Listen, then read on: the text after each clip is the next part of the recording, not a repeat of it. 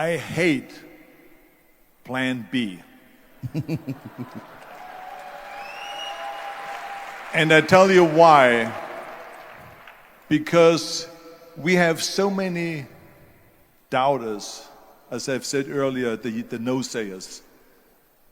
We have so many of those people that say no and you can't do it, it's impossible. That is okay because we just turn off, as I said earlier, and we listen and we hear the no being a yes. You can't do it, you can do it, and all of that. So that is possible to do that amongst all the negative people around you. But when you start doubting yourself, that's very dangerous. Because now what you're basically saying is that if my plan doesn't work, I have a fallback plan, I have a plan B. And that means that you start thinking about plan B, and every thought that you put into plan B, you're taking away now that thought and that energy from plan A. And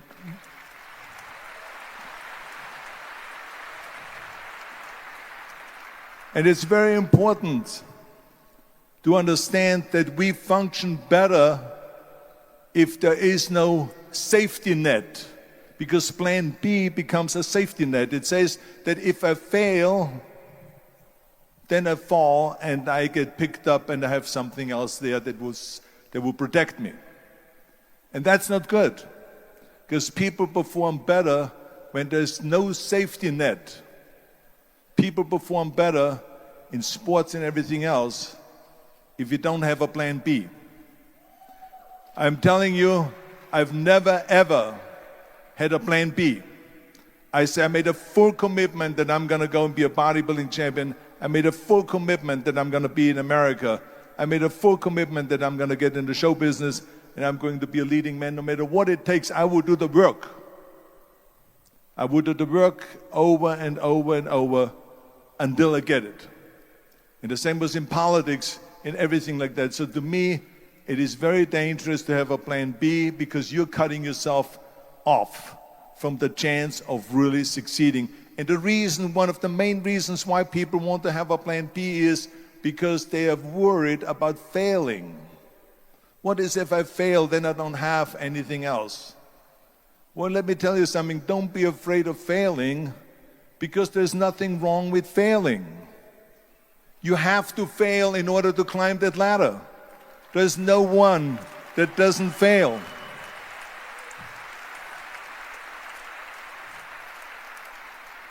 Michael Jordan said in one of his interviews, when they said, "You're unbelievable, you're the greatest basketball player of all times. I mean, tell me about that." And he says, "Well, you're just mentioning the successes." But he says, "For me to become the greatest basketball player, I missed 9,000 shots when I was playing basketball at the NBA games." So during these games that he was so successful, he missed 9,000 shots. Does it make him a failure? No.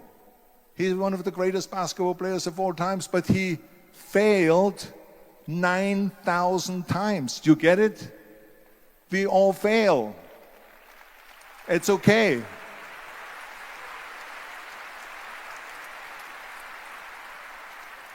What is not okay is that when you fail, you stay down. Whoever stays down is a loser. And winners will fail and get up. Fail and get up. Fail and get up. You always get up.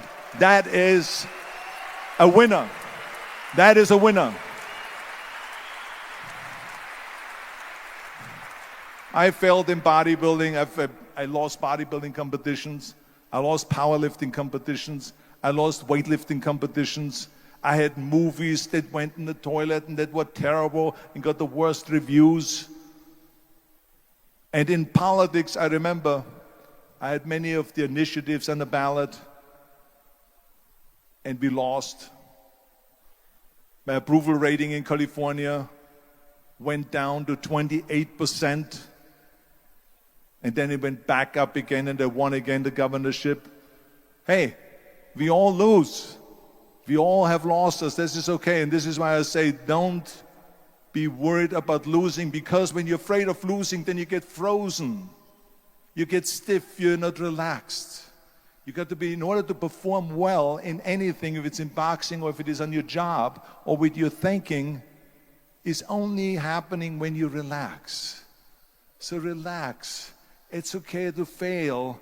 Let's just go all out and give it everything that you got. That's what it is all about. So don't be afraid to fail.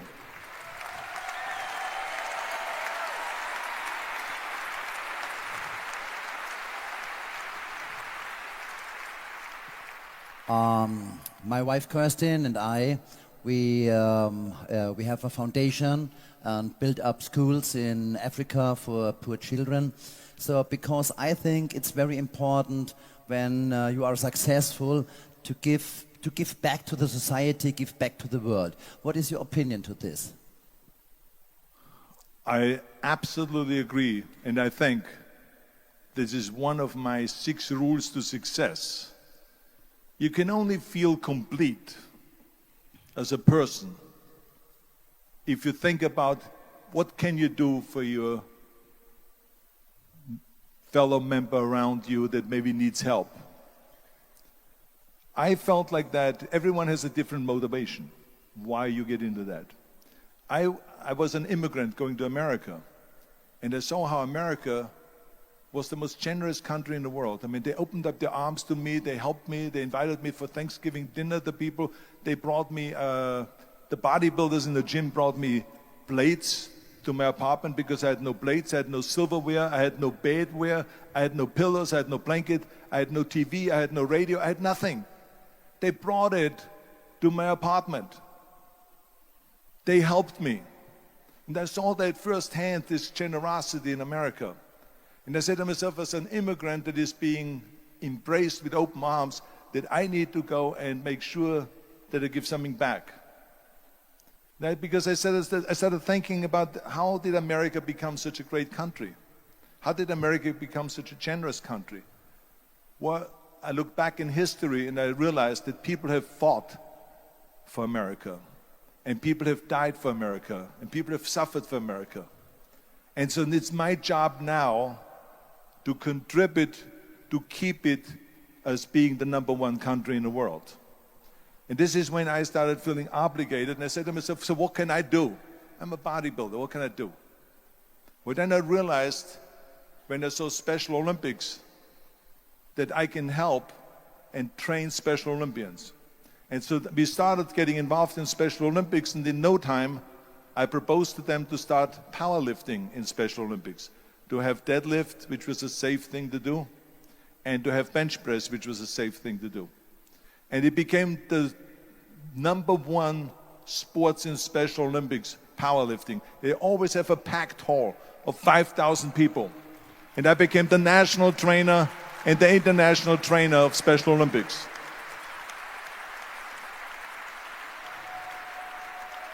And I tell you, I felt so good.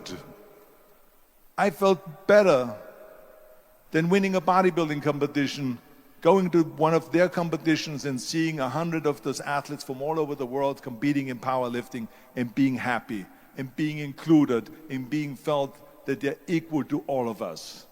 It was the most unbelievable feeling, and this is why I got so excited about it that then after that, I started, going around to military bases in America and training our military personnel. Because in those days, bodybuilding and weight training wasn't popular. Now it is. Now when you go to Iraq, to Baghdad or somewhere like that, and you see the American soldiers train, they have the biggest facilities. It's like this dome here. This is how big the training facilities are now. So it all changed. But in those days, they wasn't popular at all. So I went from military base to train the soldiers and the sailors and the airmen and all of them. And it made me feel good again. And then after, when I met President Bush, then Vice President Bush, and we traveled around to campaign, he asked me what I want to do, and I said, I would like to be a fitness leader in America. I would like to be the chairman of the President's Council on Physical Fitness and Sports. And then when he became president, he appointed me to that. And so now I really was able to travel through all 50 states and promote health and fitness. And the more I got into that, the more I realized how good it feels to give something back. And that's when my idea came about after-school programs, because after school, when I traveled to all the schools to train students, I saw there was a huge gathering of students after the school was over outside the school. And I asked the school principal, what are all the students doing? And he said to me, Arnold, you have to understand that 70% that the kids in our schools, they come from parents where 70% of the parents are both working. So therefore, there's no one there picking them up. So that's got me the idea to start after-school programs, to keep those kids in school while the parents are working and to offer them homework assistance, tutoring, sports and fitness programs and arts programs, music and painting and so on. And it became a huge success.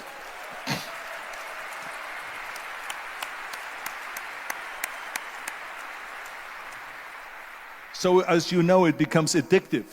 So then when that became very successful, now we have after-school programs all over the United States. Then, of course, when 2003 happened, where there was a governor's race in California, I said to myself, now is my chance to jump in there and to really give everything. And people said to me, are you crazy to run for governor? When you're governor, he says, you cannot go and make movies anymore. I said, well, duh. I mean, I know that you can't run the state and make movies. Of course not. He says, well, you would lose all these millions of dollars. I mean, you're getting 20, 25, 30 million dollars a movie, you will lose that. I say, I don't care. I say, all the money that I made is because of America. My success is because of America. Everything that I've accomplished is because of America. I say, so for me now to give something back for 7 years and not to make money makes no difference to me. I say, I'm going to do it. And I jumped in the end of the race and did it. And let me tell you something. I'm not poor because those 7 years I didn't get paid. I'm perfectly fine. And it made me feel good that I could give back to America.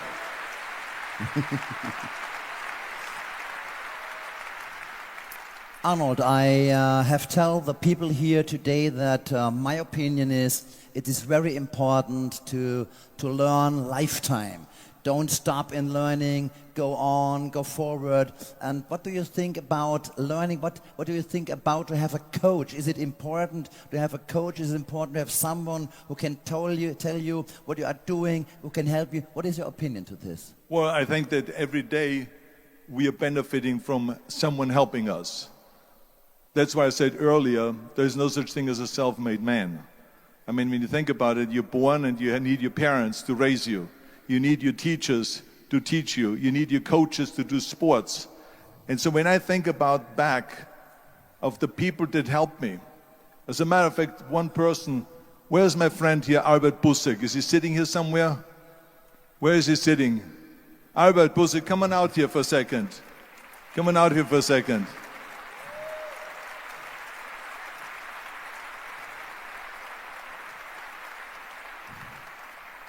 The reason why I just wanted him to come out here to the front so you see him is because without Albert Busek, I would not have had the bodybuilding career. Stay right there, Albert, and look at this way so they can see your face. Exactly.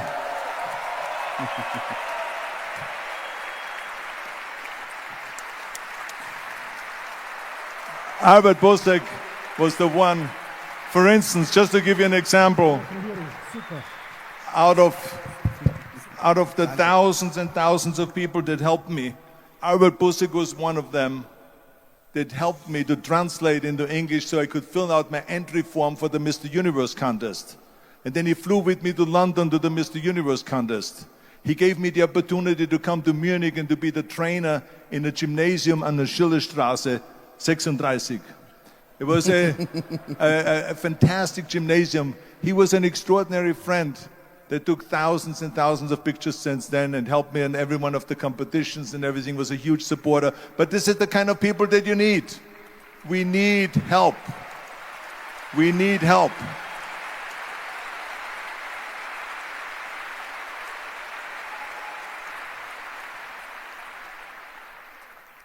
I remember that everything I did always needed help. Think about it when someone says, Arnold, you're the greatest self-made man. I said, you can call me anything you want. You can call me Arnie, you can call me Schwarzenegger, you can call me Terminator, you can call me Governator, but don't ever call me self-made man. I said, because I did not get to that point by myself. I mean, think about just to be successful in the movies. How are you going to be successful in the movies without having an audience? The only one that makes you successful in the movie is the people that go to see the movie. So how can you say to yourself, made man, when you need millions and millions and millions of people all over the world to go and see a movie, so people, then the press looks at it and says, this guy is a big box office success. It's the people. It's you.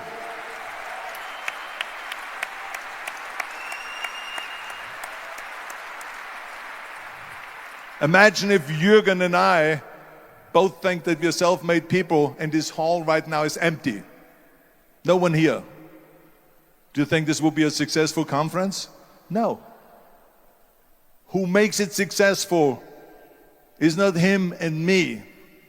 We are just one little molecule that is added to the equation. But you are the ones that make this conference a successful conference. So thank you, all of you, for being here today. You are the ones that is making it big.